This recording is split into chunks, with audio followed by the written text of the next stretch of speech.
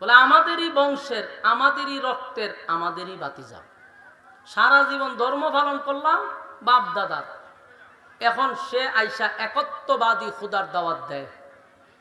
আমরা বহুবাদীরা তো শেষই, দ্বিত্ববাদীরাও শেষ, তৃতীয়বাদীরাও শেষ। এখন সমাজের মধ্যে ফাটল সৃষ্টি হচ্ছে, বাপ ছেলের মধ্যে ঝগড়া হচ্ছে। আমরা আছি খুব সমস্যার মধ্যে। ওনার সাথে আমরা বসলেও আমরা লজ্জিত, কারণ যত জ্ঞান লইই যায় ওনার কাছে শিশুর মতো বসে থাকতে হয়। ওনাকে যতগুলো প্রশ্ন করি উনি খণ্ডন করে, কিন্তু আমাদেরকে যখন আমাদের রব নিয়ে প্রশ্ন করে আমরা আর কথা বলার কোনো সুযোগ থাকে না। তো তাওরাতের আলেমদের কাছে গেছে তো পণ্ডিত, এরা কথাগুলি বইলা তাওরাত কিতাব দেখতেছে আর বলতেছে যে হ্যাঁ, আমরা যার অপেক্ষা করতেছি সে অলরেডি চলেও আসছে, নবুয়ত পাইও ফেলাইছে। আমরা তো এই লোকের অপেক্ষায় ছিলাম যে উনি আসবেন, আর অলরেডি আইসা পড়ছে, নবুয়তও পাইছে।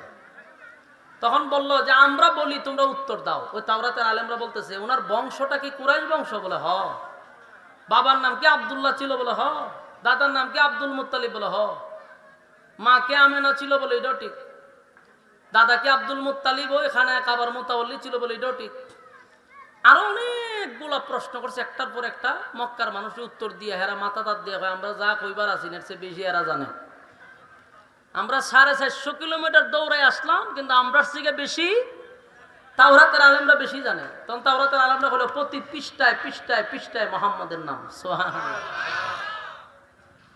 তো বলে আমরা তো আসলাম আপনাদের নিবার লেগে। বলে আমরা যাইতাম না, আমরা আপনাদেরকে 3টা প্রশ্ন দিয়া দিই।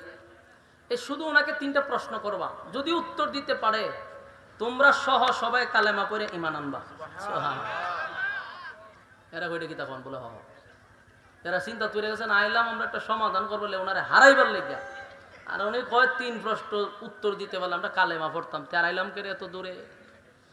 তখন মদিনার পণ্ডিতরা বলল যে এই 3 প্রশ্নের জবাব একমাত্র নবী রাসূল ছাড়া পৃথিবীর কেউ দিতে পারবে না। উনি উত্তর দিলেই বুঝবেন উনি আল্লাহর পাঠানো পয়গম্বর, এতে কোনো সন্দেহ নেই।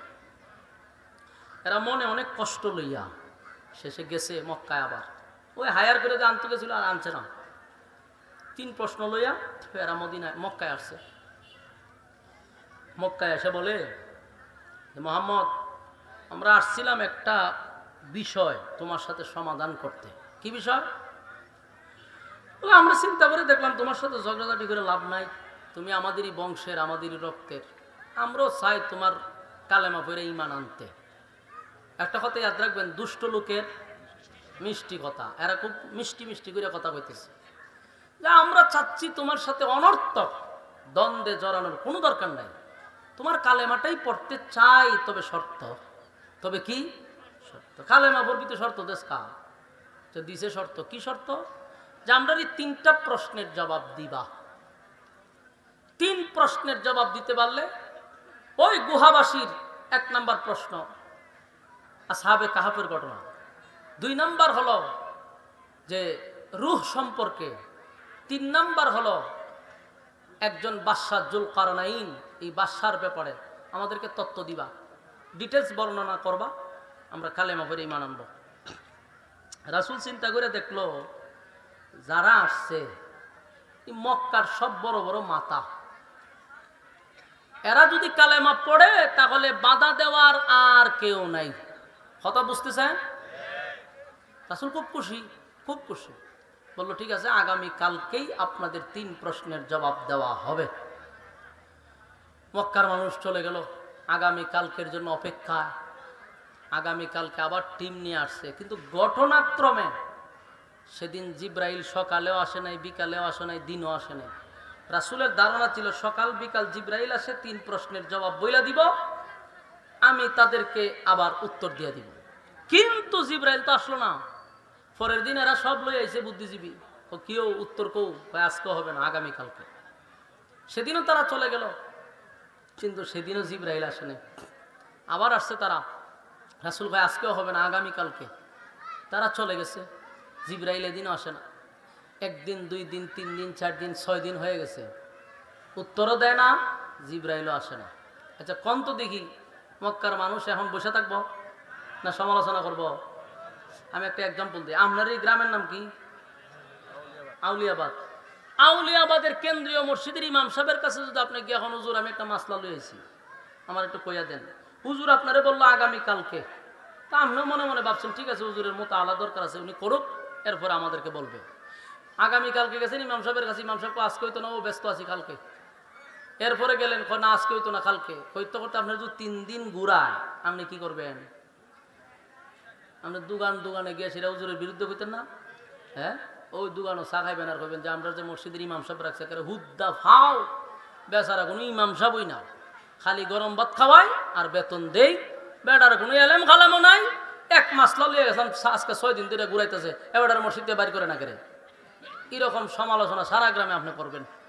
ঠিক মক্কার মানুষ নবীর বিরুদ্ধে একইভাবে গ্রামে গঞ্জে শহরে বন্দরে সব জায়গায় নবীর বিরুদ্ধে অপপ্রচার শুরু করছে। হয় মোহাম্মদ আমাদেরকে ধোঁকা দিচ্ছে, আগেই বলছিলাম, কিন্তু সে আমাদেরকে বাপদাদার ধর্মের মধ্যে চুনকালি দিয়ে নতুন ধর্ম গ্রহণ করাচ্ছে। দেখছো 3 প্রশ্নের জবাব দিতে পারে না, সে রাসূল হতে পারে না। নাউজুবিল্লাহ। গাল মন্দ শুরু হয়েছে, 1 দিন নয়, 2 দিন নয়, 10 দিন, 12 দিন, 15 দিন।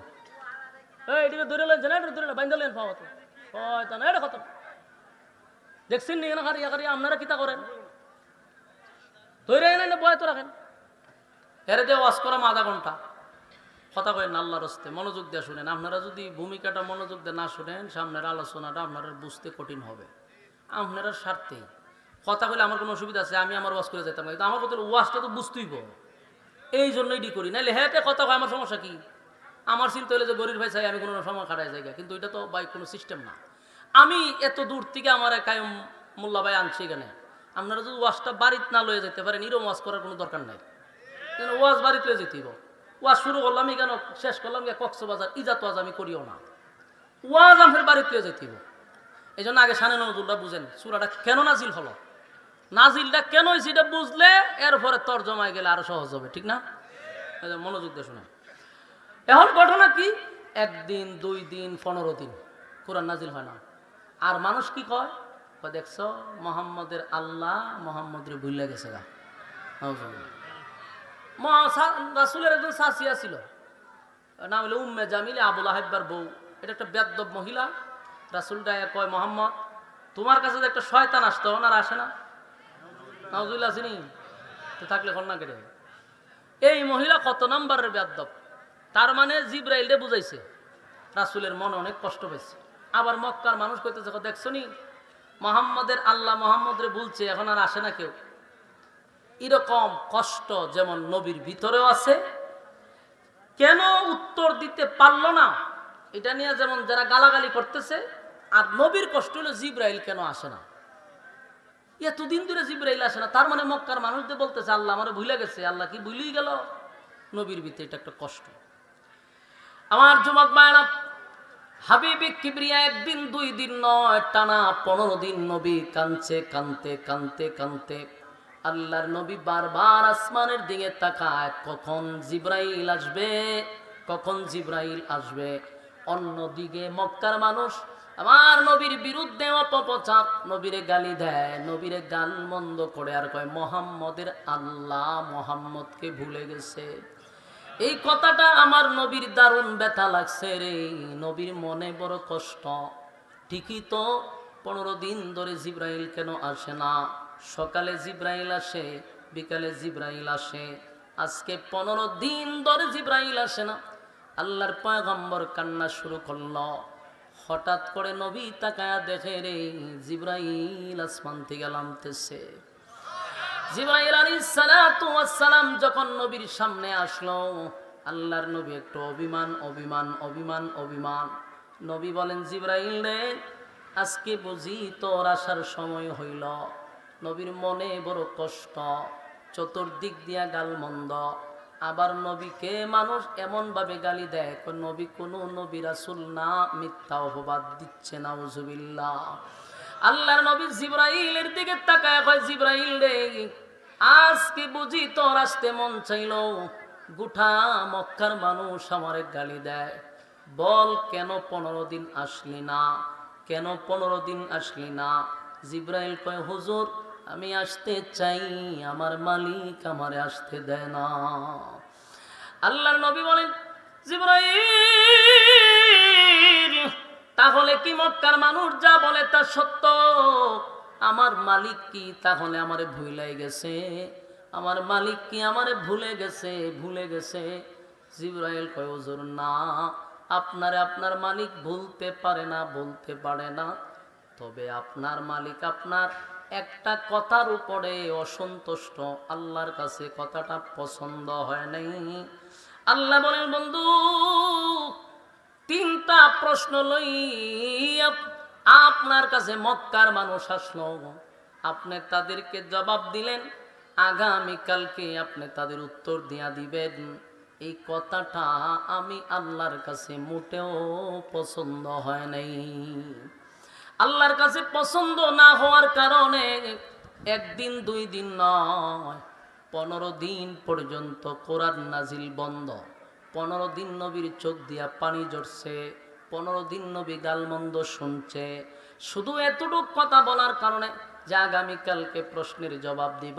মাঝখানে একটা কথা নবী বলে নাই, সেই কথাটা হলো ইনশাআল্লাহ। যেরকম কি ইনশাআল্লাহ, ইনশাআল্লাহ না বলার কারণে 15 দিন আমার নবী কানল। যুবক বাবা, মুরব্বী বাবারা, এখান থেকে উম্মতের বড় শিক্ষা আছে, বড় শিক্ষা আছে। 15 দিন নবী কাঁদছে ইনশাআল্লাহ না বলার কারণে। আমরা যদি ইনশাআল্লাহ না বলি তাহলে 15 দিন নবী যেমন কাঁদছে, যেমন কষ্ট পাইছে, এর থেকে বড় মুসিবত আসবে আমাদের উপরে। নবীর ক্ষেত্রে যদি 15 দিন কাঁদতে হয় গো, তাহলে যেই লোকটা ইনশাআল্লাহ বলে না, এর খেসারত কিন্তু তোমার আমার দিতে হবে। কারণ আমরা অনেক সময় বলি টাঙ্গাইল থেকে আমি ঢাকা যাব, এই মাঝখানে একটা কথা বলতে হবে ইনশাআল্লাহ, কথা হয় না? ওরে বাইরে একটা আওয়াজ দেন, কি বলতেইব? মাঝখানে ইনশাআল্লাহ বলতে হবে। আপনি বললেন যে আমি ঢাকা যাব, তো ঢাকা যাবেন আপনি কেন দেবেন ইনশাআল্লাহ না বললে? এখন আসুন, ইনশাআল্লাহ শব্দের অর্থ জানা দরকার। ইনশাআল্লাহ শব্দের অর্থ হলো আল্লাহ যদি চায়। বলুন ইনশাআল্লাহ শব্দের অর্থ কি? আল্লাহ যদি চায়। তা আপনি ঢাকা যাইবেন, আল্লাহ যদি না চায় আপনি কেন দেবেন?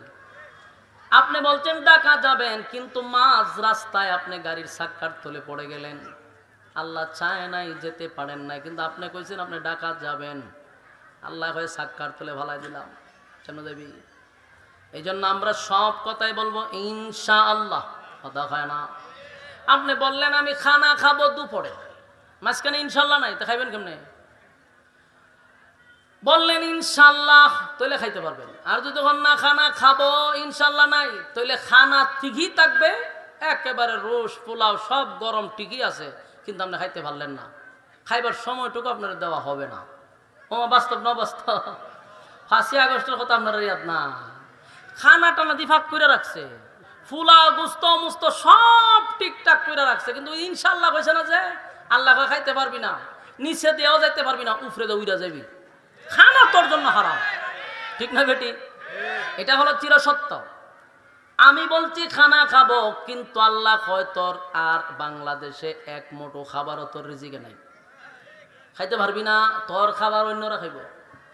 যারা গণভবনে ঢুকছে আর গিয়া খাইছে, গিয়া দেখে মাশাআল্লাহ গরম, একবারে গরম, তখন বোঝা যায় এরার লেগে ভাগ করে তুইছে। যার খাওয়ার কথা ছিল সে কি খাইতে পারছে? যার খাওয়ার কথা ছিল সেও খেতে পারলো না। অথচ কত স্বপ্ন, কত পোলাও, কত রোজ, কত মেহমানের জন্য খাবার পাক করার রেডি ছিল, কিন্তু আল্লাহ যদি খাইতে না দেয় রে, সব তোমার সামনে থাকলেও খাইতে পারবা না। এটাই হলো চির বাস্তব, ঠিক নেই?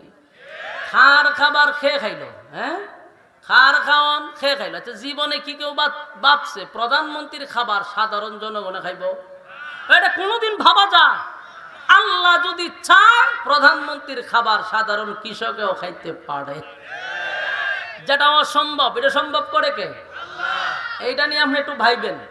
জীবনে কোনোদিন কল্পনাও করা যায় না যে ডক্টর ইউনূসের খাবার মনে করেন সাজায়া রাখছে, আমি বক্তায় গিয়া খামো, এটা কল্পনা করা যায়? কিন্তু আল্লাহ যদি চায় তাহলে এরকমটা কইরা দেখাইতে পারে, কথা হয় না? শেখ হাসিনার খাবার আপনি খাইবেন, এটা কি আপনি ঘুমায় কল্পনা করছেন কোনোদিন? স্বপ্নে দেখলো তো আপনার 3 বার আস্তাগফিরুল্লাহ পড়তে হইব, বুকে ফু দিতে হইব, এরপর আয়াতুল কুরসি পড়তে হইব, আরো 5 জন মৌলবীটা নানো শৈল ফু দিতে হইব। যে আপনি কেরেটা মনে মনে ভাবছেন, এটা আপনার অপরাধ। তাবিজ গলা ঝুলাই দেওয়ার দরকার আপনার, যে কেন আপনি ভাবলেন। কিন্তু অসম্ভবটাকে আল্লাহ সম্ভব করে দেখাইছে। যার জন্য খাবার রেডি, হেরে আল্লাহ গারো দৌড়ে উপরে দৌড়াই দিছে, আর নিচে দিয়া এক কৃষকরা খানা খায়, ফুলা মানে খায়। সুবহানাল্লাহ। এটা হলো ইনশাআল্লাহর গুণ। এটা কি ইনশাআল্লাহ খানা খাবো যদি কইতো, তাহলে আল্লাহ এক মডেলের খাওয়াই আর উপরে তো লইলে কথা হয় না দি। কিন্তু ইনশাআল্লাহ বলে নাই। আপনারা সব কাজে আজকের পর থেকে কি বলবেন? ইনশাআল্লাহ যে কইতো না, এরা আওয়াজই বোঝা যায়। এরা আল্লাহ কোন পদার্থ দিয়া বানাইছে আল্লাহ মাবুদ ভালো জানে। এই মিয়া ইনশাআল্লাহ কইবেন নি? আপনারা যে কইতেছেন এটা তো বোঝা যায় যে আপনারা ইটার পক্ষে না, আওয়াজ কম। বলুন সব কাজে কি কইবেন? হ্যাঁ ইনশাআল্লাহ কইতেইব। আমি যে আজকে ওয়াজ করলাম, আপনারা যদি একজন ওইটা মনোযোগ দিয়ে আমল করেন আর কন, তাহলে আমার এটাই যথেষ্ট। আপনারা বলবেন সওয়াব আমি পাবো, ঠিক না? ইনশাআল্লাহ বলতে হবে সব কাজে। মাহফিল শেষ করে বাড়িতে যাবো, এখানে ইনশাআল্লাহ, আনালে গাড়ি সাক্কার তোলে ভালো দিব আল্লাহ। হ্যাঁ বলবেন ইনশাআল্লাহ সব কাজে কি ইনশাআল্লাহ বলতে হবে। ইনশাআল্লাহ বলতে হবে, সব কাজের শুরুতেই হবে ইনশাআল্লাহ। তার মানে হলো আল্লাহ যদি চায়, আল্লাহ যদি চায়, আল্লাহ যদি চায়। ঠিক নেই আমার যুবক বায়না? আল্লাহর হাবিব জিবরাইল কয়, হুজুর আমার মালিক এই কথাটা পছন্দ করে নাই গো, পছন্দ করে নাই। আপনি যদি বলতেন ইনশাআল্লাহ আগামীকালকে উত্তর দিয়া দিব, তাহলে 15 দিন জিবরাইলকে আটকানো হতো না। আমার যুবক ভাই, এখান থেকে উম্মতের একটা শিক্ষা রে। আরেকটা কথা হলো, নবীরা তো ভুলে না, আল্লাহ ভুলায়া দেয়। এটা হলো আমাদের আকীদা। এটা কি সমস্ত নবীরা মাসুম, মাসুম, তাদের কোনো গুনাহ নাই। আবার নবীরা ইচ্ছাকৃত ভুল করে না, আল্লাহ তাদেরকে দিয়া ভুল করায়। ভুল না করাইলে উম্মত শিখবো কোথার থেকে? এই জন্য নবীদেরকে ভুলাইয়া দেয় উম্মতকে শেখানোর জন্য। নবী যদি ইনশাআল্লাহ না বলতো, আমরা জীবনেও ইনশাআল্লাহ বলতাম না। কথা কোন ঠিক নেই। এই জন্য ইনশাআল্লাহ প্রতিটা কাজে বলা দরকার। আল্লাহ কয়, বন্ধু আপনার এই কথাটাই শুধু আমার কাছে অপছন্দ হয়েছে, কিন্তু বন্ধু আপনারে আমি ভুলি নাই, ভুলতে পারি না। কিন্তু নবী তো অভিমান, নবীর মনে কষ্ট। মক্কার মানুষ নবীরে দেখলে কয় মুহাম্মদের আল্লাহ মুহাম্মদকে ভুলে গেছে। আর নবী কাঁদছে কয়দিন? 15 দিন। 15 দিন কাঁদছে রে, 15 দিন কানলো। আল্লাহ তার বন্ধুরে খুশি করার জন্য, আনন্দ দেওয়ার জন্য, বন্ধুর অভিমান ভাঙানোর জন্য সূরা দুহা নাজিল করছে। 15 দিন গ্যাপ, কোরআন নাজিল হয় না। এরপরে যে সূরা নাজিল সেটা দুহা। এই সূরার দুহার প্রতিটা আয়াতের দিকে আপনি একটু লক্ষ্য করবেন। আমি যখন বলবো আপনি শুধু অর্থের দিকে খেয়াল করবেন, অর্থের দিকে খেয়াল করবেন, বুঝবেন যে প্রতিটা আয়াতই যেন নবীরে খুশি করার লেগে নাজিল করছে। সুবহানাল্লাহ। 15 দিন নবী কান্না। এরপর আল্লাহ সূরা দুহা নাজিল করে। দুহার শুরুতে 2টা কসম করছে। জোরে কোন কয়টা? আরো জোরে। 2টা কসম করছে। আল্লাহ তখন সূরা দুহা নাজিল করে বলেন, ওয়াদ-দুহা ওয়াল-লাইলি ইযা সাজা। ওয়াদ-দুহা, এ দিনের আলোর কসম। ওয়াদ-দুহা, দিনের আলোর কসম। ওয়াল-লাইলি ইযা সাজা, রাতের অন্ধকারের কসম, রাতের অন্ধকারের কসম। প্রশ্ন হলো, এই ওয়াদ-দুহার আরেকটা ব্যাখ্যাও আছে, ওয়াল্লাইলি ইযা সাজার আরেকটা ব্যাখ্যাও আছে। ওয়াদ-দুহা দিনের আলোর কসম। ওয়াদ-দুহার আরেকটা অর্থ হলো, নবী আপনার সুন্দর উজ্জ্বল চেহারার কসম। সুবহানাল্লাহ। বন্ধু তার কসম, বন্ধু তার চেহারার কসম করছে, বন্ধু তার চেহারার কসম করছে। ওয়াদ-দুহা, আপনার সুন্দর উজ্জ্বল চেহারার কসম, উজ্জ্বল চেহারার কসম। ওয়াল্লাইলি ইযা সাজা, আপনার কালো চুলের কসম, আপনার কালো চুলের কসম। বন্ধুর চেহারার কসম করছে রে, বন্ধুর চুলের কসম করছে। আল্লাহ তার বন্ধুরে খুশি করার জন্য চেহারার কসমটা করলো। আল্লাহ তার বন্ধুরে খুশি করার জন্য বন্ধুর সুন্দর সুন্দর চুলের কসম করছে। বন্ধু আপনার চুলের কসম, দুইটা কসম করে আল্লাহ বলেন মা ওয়াদ্দাআকা রাব্বুকা ওয়া মা ক্বালা। সুবহানাল্লাহ। দুইটা কসম করে বলেন মা ওয়াদ্দাআকা রাব্বুকা ওয়া মা ক্বালা। বন্ধু আপনার রব আপনারে ভুলে নাই, ভুলে নাই, ভুলে নাই। এই যে ভুলে নাই কথাটা বলছে দুইটা কসম কেড়ে, বন্ধুরে দুইটা কসম কেড়ে বলছে বন্ধু কসম আপনার চেহারার, বন্ধু কসম আপনার চুলের, আমি আপনারে ভুলি নাই। মা ওয়াদ্দাআকা রাব্বুকা ওয়া মা ক্বালা, আপনারে ভুলি নাই, আপনার সুন্দর চেহারার কসম করে বলছি বন্ধু। যেই অপবাদ আপনারে মক্কার মানুষ দিছে, না বন্ধু আপনারে ভুলি নাই, ভুলি নাই, ভুলতে পারি না। আপনার রব আপনার প্রতি অসন্তুষ্ট হয় নাই। সুবহানাল্লাহ। আমি প্রথমেই বলছি প্রতিটা আয়াতের দিকে আপনারা লক্ষ্য করবেন, প্রতিটা আয়াতের অর্থই যেন বোঝা যায় নবীর খুশি করার জন্য, নবীর আনন্দ দেওয়ার জন্য আল্লাহ নাজিল করছে। 15 দিন আমার নবী কান্দ রে, আমার আল্লাহ সূরা দোহা নাজিল করিয়া বন্ধুরে এত খুশি করলেন। দুইটা কসম করে বলে আপনাকে ভুলি নাই, ভুলতে পারি না, আপনার রব আপনার প্রতি অসন্তুষ্ট হয় নাই। এরপর আল্লাহ বলেন ওয়ালাল আখিরাতু খায়রুল লাকা মিনাল উলা। আল্লাহ বলেন ওয়ালাল আখিরাতু খায়রুল লাকা মিনাল উলা। বন্ধু আপনাকে দুনিয়ায় যা দিছি দুনিয়া কিছুই না, আপনার জন্য পরকালে আমি এর থেকে হাজার হাজার গুণ বেশি বরাদ্দ রাখছি। আমার যুবক ভাইরা, আল্লাহ তার বন্ধুরে আরো খুশি করলেন। ওয়ালাল আখিরাতু খায়রুল লাকা মিনাল উলা ওয়ালা সাওফা ইউতিকা রাব্বুকা ফাতারদা। আল্লাহ কয় ওয়ালাল আখিরাতু খায়রুল লাকা মিনাল উলা। বন্ধু দুনিয়ায় যা দিছি অল্প, এটা স্যাম্পল, পরকালে আপনার জন্য গোডাউন রাখছি, গোডাউন। সুবহানাল্লাহ। তার মানে যিনি দুনিয়া সৃষ্টি করলো তিনি কয় দুনিয়া কিছুই না, যে রব দুনিয়া বানাইলো সে কয় কিছুই না। আপনার জন্য আমি কোটি কোটি গুণ বেশি বরাদ্দ রাখছি পরকালে। বন্ধু আপনারা কইরেন না, অভিমান কইরেন না, যা দিছি কিছুই না, পরকালে আপনার জন্য বরাদ্দ রাখছি। এরপর আল্লাহ বলেন ওয়ালা সাওফা ইউতিকা রাব্বুকা ফাতারদা। আল্লাহ বলেন ও চিরেই, ও চিরেই, ও চিরেই আপনাকে আমি খুশি করব, খুশি করব, খুশি করব। সুবহান।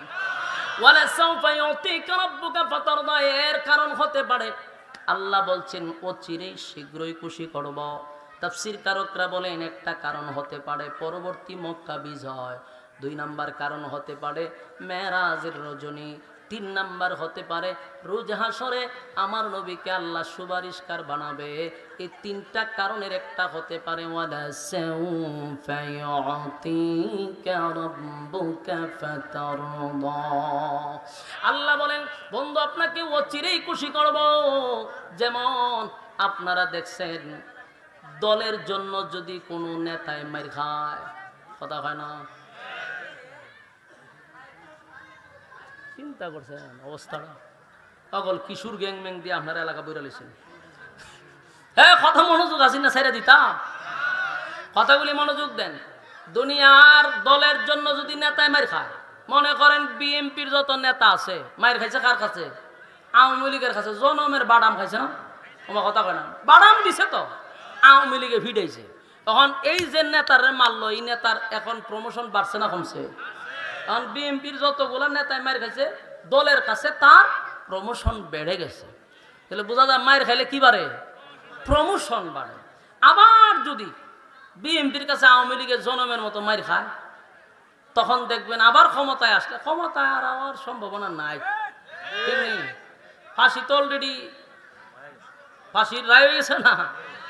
এখন আমরা এটা বেশি একটা খুশি না, কেড়ে খুশি না, আমি মিষ্টি মিষ্টি আমিও খাওয়াইলাম, কিন্তু খুশি না কেড়ে জানেন বাংলাদেশে তা কত রায় হইয়া বইয়ে রয়েছে, কার্যকর হয় না।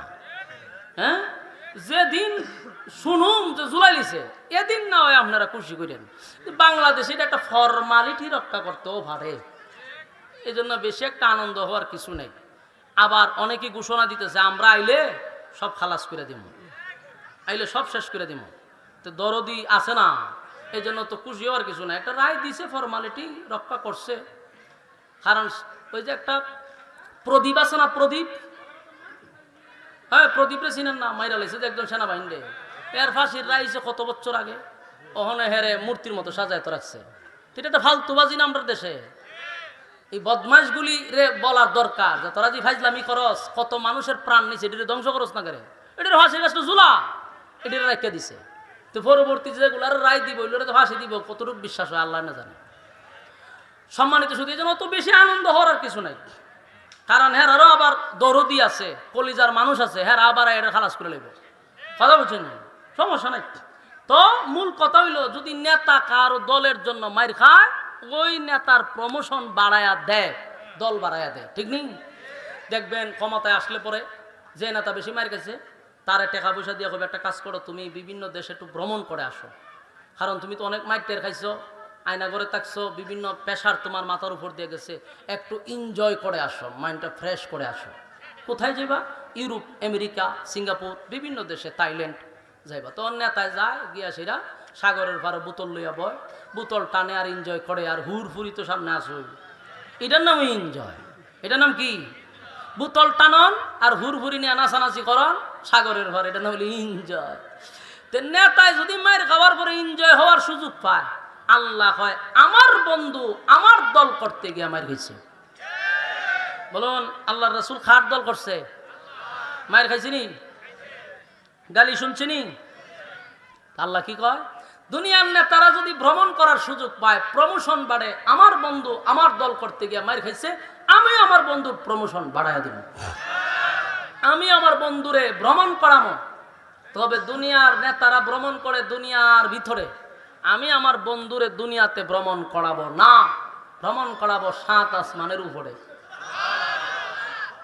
আল্লাহ বলেন ওয়ালা সাউফা ইউতিকা রাব্বুকা ফাতারদা। আল্লাহ বলেন অচিরেই আপনাকে আমি খুশি করব বন্ধু, অচিরেই আপনাকে আমি খুশি করব, খুশি করব। তাই আল্লাহ বলেন হয়তো ভাই খুশিটা মেরাজের রজনী হতে পারে, বন্ধুরে বন্ধু খুশি করার জন্য ইনভাইট করছি, দাওয়াত দিয়ে আনছে, আসেন বন্ধু আপনি অনেক কষ্ট করছেন, আপনার একটু আমি ভ্রমণ করাবো। দুনিয়ার কোথাও ভ্রমণ নয় গো, একটা প্রাইভেট কার দিয়া বাইতুল মুকাদ্দাস, সেখানে গিয়া ইমাম বানাইয়া সমস্ত নবীদেরকে আল্লাহ মুসল্লি বানাইয়া নবীর একটা উপাধি দিয়া দিল ইমামুল মুরসালিন, সুবহানাল্লাহ। আরেকটা প্রাইভেট কার দিয়া প্রথম আসমানে নিয়ে গেল, সেখানকার ফেরেশতাদের সঙ্গে দেখা সাক্ষাৎ হইল। এরপরে 2 নাম্বার আসমানে, সেখানেও কথাবার্তা হলো। 3 number, 4 number, 5 number, 6 number, 7 number, সব আসমান গুলাতে সমস্ত ফেরেশতার সঙ্গে নবী কথা বলল। এরপরে ডাইরেক্ট আরেকটা প্রাইভেট কারে নিয়ে গেল একেবারে সিদরাতুল মুনতাহায়। সেখানে যাওয়ার পরে জিব্রাইলকে, হুজুর এখন যে গাড়ি আসবে সেই গাড়িতে ওঠার টিকিট আমারে দিছে না। সুবহানাল্লাহ। একটা টিকিট আছে শুধু আপনার, আমার টিকিট নাই, সুতরাং আপনি এখন চলে যান। পয়গম্বরকে সিদরাতুল মুনতাহা থেকে আরশে আজিম পর্যন্ত নিয়ে গেছে, সুবহানাল্লাহ। সেখানে যাওয়ার পরে আল্লাহ বলে বন্ধু আপনি আসছেন, দুনিয়ার নেতারা দুনিয়ায় ভ্রমণ করে, আমি আপনারে 7 আসমান ভ্রমণ করাবো। 7 আসমান ভ্রমণ করাইয়া বন্ধু জান্নাত জাহান্নাম দেখাবো, জান্নাত জাহান্নাম দেখাইয়া হাউজে কাউসার দেখাইয়া বন্ধুরে আবার দুনিয়ায় পাঠাইছে। ওয়ালা সাউফা ইউতিকা রাব্বুকা ফাতারদা, এটাও একটা কারণ হতে পারে। আল্লাহ বলেন ওয়ালা সাউফা ইউতিকা রাব্বুকা ফাতারদা, এর ব্যাখ্যা পরবর্তী মক্কা বিজয় হতে পারে। তার মানে আল্লাহ প্রতিটা আয়াতে আমার নবীরে খুশি করছে, জোরে জোরে কোন সুবহানাল্লাহ। এরপর আল্লাহ বলেন আলাম ইয়াজিদকা ইয়াতীমান ফাআওয়া, এই আয়াত আল্লাহ বলেন বন্ধু আপনি তো ইয়েতিম ছিলেন, আমি আপনার আশ্রয় দিছি। প্রশ্ন হলো মাঝখানে এতিম ঢুকাইলো কেন? এই আয়াতটা কেন আল্লাহ ঢুকায়া দিল? এর কারণ হলো কোনো মানুষ যদি কারো সঙ্গে অভিমান করে, বন্ধুর সঙ্গে যদি বন্ধু অভিমান করে, তার রাগ ভাঙানোর জন্য, তারে খুশি করার জন্য অতীতের কিছু কথা তুইলা ধরে। বন্ধু তুই যে রাগ করছত, তোর আমি ভালোবাসি না। তুই যে সময় ব্যবসায় লস খাইলি, আমি তোরে টাকা দিয়া ব্যবসা ধরাইয়া দিছি। বন্ধু অমুক জায়গায় মুসিবতে পড়ছিলে, আমি তোরে উদ্ধার করছি। বন্ধু আমি তোরে এই জিনিসটা নিজে না রেখে তোরে দিছি। বন্ধু তুই এমন জায়গায় মুসিবতে ছিলি, উদ্ধার করছি। তুই অসহায় ছিলি, আমি তোর পাশে ছিলাম। ঠিক না বেটি? বন্ধুর অভিমান ভাঙা দেয় পুরাতন কিছু কথা বইলা বইলা তার কাছে বিশ্বাসযোগ্য করে যে দেখ অতীতেই তোরে বলছি না, আর এখন বলবো কেমনে? ঠিক নেই? আল্লাহ বলেন আলম ইয়াজিদকা ইয়াতীমান ফাআওয়া। বন্ধু আপনি ইয়েতিম ছিলেন, আমি আপনাকে আশ্রয় দিছি। সুবহানাল্লাহ। আপনি ইয়েতিম ছিলেন, তখন আপনাকে ভুলি নাই, আপনাকে আশ্রয় দিলাম। এরপর আল্লাহ বলেন ওয়াজাদাকা দাল্লান ফাহাদা। আপনি পথহারা অবস্থায় ছিলেন, আমি আল্লাহ আপনার পথ দেখাইয়া দিছি। সুবহানাল্লাহ। এই কথার ব্যাখ্যা হলো যেই মানুষটা এতিম হয়, যার মা নাই, বাবা নাই, দাদা নাই, দাদি নাই, নানা নাই, নানি নাই, আত্মীয় স্বজন নাই, এই ছেলেটা সমাজে প্রতিষ্ঠিত হতে পারে না। এই ছেলেটার গার্জিয়ান না থাকার কারণে পড়ালেখা করতে পারে না। এই ছেলেটা সমাজে প্রতিষ্ঠিত হয় না। এই ছেলেটা হয় অনাথ, অথবা হয় টোকায়, না হয় হিরঞ্চি। ঠিক নেই? কারণ গার্জিয়ান না থাকার কারণে। আল্লাহ কয় আপনি এতিম ছিলেন, আমি আপনাকে আশ্রয় দিছি। আর ওয়াজাদাকা দাল্লান ফাহাদা, আপনি পথহারা অবস্থায় ছিলেন, আমি আল্লাহ আপনাকে পথ দেখায়া দিছি, পথভ্রষ্ট হইতে দেই নাই। সুবহান। এরপর আল্লাহ বলেন ওয়াজাদাকা আইলান ফাআগনা। আপনি গরিব ছিলেন, আমি আপনাকে ধনী বানায়া দিছি। বলুন আল্লাহর নবী কি ছিল? ওরে বাবারে কথা হন, কি ছিল? আল্লাহ কি বানাইছে? ধনী বানাইছে, ধনী বানাইছে, ধনী বানাইছে। আফসুস রে আফসুস, কপাল পোড়া আমরা। নবী যে ধনী ছিল এই কথাটা কোনো মৌলবী বলে না। নবী যে ডেভেলপ ছিল এটা কোনো মৌলবী বলে না। সারা জীবন কানো দুইরা কয় নবীর পেট পাত্তর, নবী গরিব। এই গরিবের ওয়াজ শুনছেন, ধনীর ওয়াজ কোনোদিন শুনছেন? আজকে অধিকাংশ নবীর উম্মত জানে না যে নবী এক সময় দেশের রাষ্ট্রনায়ক ছিল। জানেই না নবী দেশ পরিচালনা করছে। অনেক উম্মত এটা জানেই না, খালি জানে নবীর ভেড়ো পাত্তর আছি, নবীর শরীর তালিযুক্ত জামা আছি, নবী গরিব। এইভাবে ওয়াজ করছে। আর নাস্তিকরা এই ওয়াজ মুখস্থ করাই দিছে। আর নাস্তিকরা এই ওয়াজ এমন মুখস্থ করছে, এখন কোন আলেম যদি রাজনীতি করতে যায়, ওই নাস্তিকরা কয় হুজুর থাকবেন মসজিদ, হুজুর থাকবেন মাদ্রাসাত, বাপ মরলে জানাজা তাইবেন, 40 ফরানিতে আপনারা দাওয়াত দিব, 20 টাকার একটা নোট দিব, এতটুক পর্যন্ত আপনি থাকবেন। হুজুর আপনি রাজনীতি আইছেন কেরে? এই যে রাজনীতি আসছেন কেন? এই দোষটা যে এরা দেয়, এটা এরাও দোষ না, এটা আমরার মতো মৌলবীরার দোষ। কারণ ওয়াজ করতে গিয়ে গরিব কইয়া কইয়া ফেডো ভাত্তর দিয়ে হুজুর রে নবীরে ফেডোর ভাত্তর ঢুকাইয়া দেয়, গরিব কইয়া ওয়াজ শেষ করে। হেউই কইল নবীর ফেডো ভাত্তর, হেউই গিয়ে আবার মুরগের রানো টান দেয়। বাস্তব না বাস্তব? তুই না নবীর ওয়াজ করলি, নবীর ফেডো ভাত্তরতে গিয়ে মুরগের রানো টান দিলি কেমনে? তুই খাওয়ান বাদ দিয়ে দে, বলে আমার নবী খাইছে না, খাইতাম না। বন্ডামি, পিঠের সামরা তুলে লাইবার দরকার ছিল। ওয়াজ অর্ধেক করস না করে। নবী গরিব ছিল কথা সত্য, নবী দেশের রাষ্ট্রনায়ক ছিল, দেশ পরিচালনা করছে, সেই কথা বলো না কেন? শুধু নবী দেশ চালনা করে নাই, নবী দেশ পরিচালনা করছে, আবু বকর দেশ পরিচালনা করছে, উমর দেশ পরিচালনা করছে, উসমান দেশ পরিচালনা করছে, আলী দেশ পরিচালনা করছে, আলীর সন্তান দেশ পরিচালনা করছে। আমরা রাজনীতি পাইছি কই? আমরা জিগামু তোরা রাজনীতি পাইছ কই? আমরা রাজনীতি কোথার থেকে পাইছি যদি জিজ্ঞাসা করস, আমাদের বলার মতো এভিডেন্স আছে, বলতে পারবো রাজনীতি কোথার থেকে শুরু করছি, কোথায় গিয়ে শেষ করব, আমাদের শুরু আছে, আমাদের শেষ আছে। কিন্তু আমরা যদি তোরারা কই কোথার থেকে রাজনীতি পাইছ, কসম খোদার বলতে পারবি না। আমরা বলে যে কোথার থেকে তোরা রাজনীতি পাইছ, তোদের রাজনীতি হইলো আবু জাহেলের কাছ থেকে, তোদের রাজনীতি হলো নমরুদের কাছ থেকে, তোদের রাজনীতি হলো ওই ফেরাউনের কাছ থেকে। সুতরাং আমরা হুজুর আরে কইও না যে আমরা রাজনীতি কই পাইছি। আমরা স্বয়ং কোরআনে রাজনীতি আছে, নবীর কাছ থেকে প্র্যাকটিক্যালে রাজনীতি আমরা শিখছি। তা আমরা রাজনীতি পাইছি কই? এই দুষ্ট ভাই এরা না, এরা তো বলে কারণ আমরা তে শূন্য বলে, এরা দোষ নাই। দোষ হলে আমরা মতো হুজুররা সারা জীবন নবীর ভেড়ো ভাত্তর দিয়ে বইরত রাখছি আমরা, নাউজুবিল্লাহ।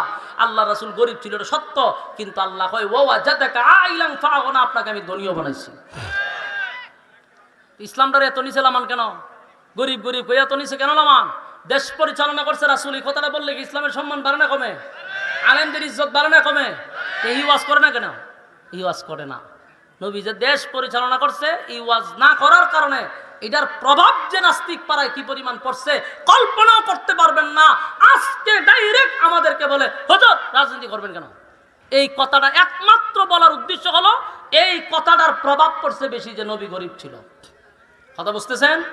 যদি সবচেয়ে বেশি এই ওয়াজ চলতো যে নবী দেশের রাষ্ট্রনায়ক ছিল, তাহলে এরাও আমাদের কি প্রশ্ন করতে পারতো না। আল্লাহ বলেন ওয়াজাদাকা আইলান ফাআগনা, আপনি গরিব ছিলেন, আপনাকে ধনী বানাইছি, ধনী বানাইছি।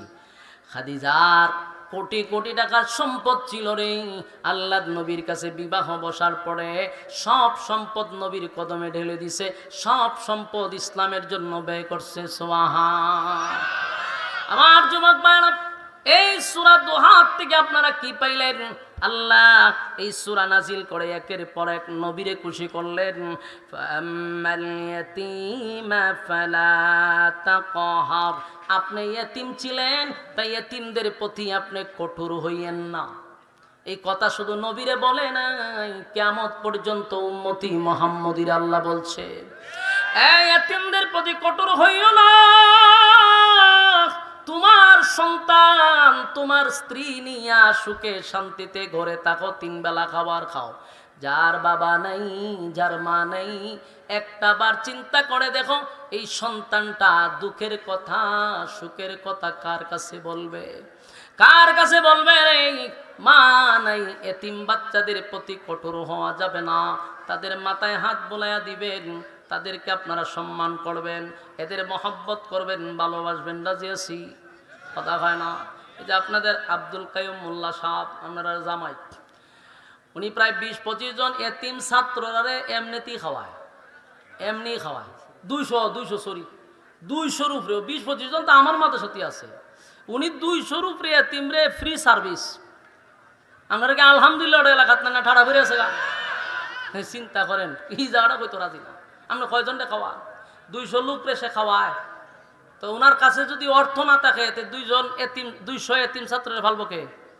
এই জন্য আলেমদেরও কিছু অর্থের দরকার আছে না নাই? ভালো কাজও লাগে টেকা থাকলে।